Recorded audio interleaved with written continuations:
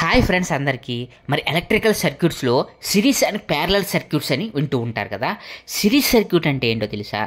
ఏదైనా ఒక కనెక్షన్ని ఒకటే లైన్లో ఒకటే పాత్లో కనెక్ట్ చేసుకుంటూ వెళ్తే దాన్ని సిరీస్ సర్క్యూట్ అని అంటారు.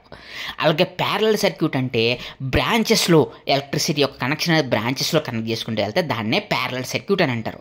ఈ సిరీస్ అండ్ ప్యారలల్ సర్క్యూట్స్ అనేవి ఎలక్ట్రిసిటీ నెట్వర్క్లో మనం ఎంతగానో ఉపయోగపడుతూ ఉంటాయి. సిరీస్ నెట్వర్క్లో చూసుకుంటే మరి కరెంట్ అనేది అన్ని చోట్ల కూడా సేమ్ ఉంటుంది.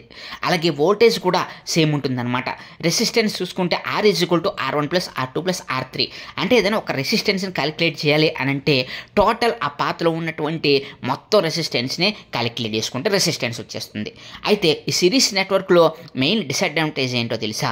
ఎక్కడైనా సరే ఒక్క చోట కనుక కనెక్టివిటీ బ్రేక్ అయితే ఎంటైర్ సర్క్యూట్ మొత్తం కూడా బ్రేక్ అయిపోతుంది. మరి coming to the parallel network వస్తే, ప్యారలల్ నెట్వర్క్ అంటే ఏంటంటే ఒక బ్రాంచ్లో ఉంటుంది అనుకుంటాం కదా.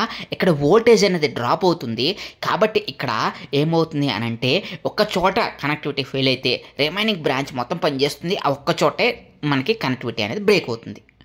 మరి మీకు మరిన్ని ఇలాంటి ఇంట్రెస్టింగ్ అప్డేట్స్ కోసం మా ఛానల్ సబ్స్క్రైబ్ చేసుకోండి.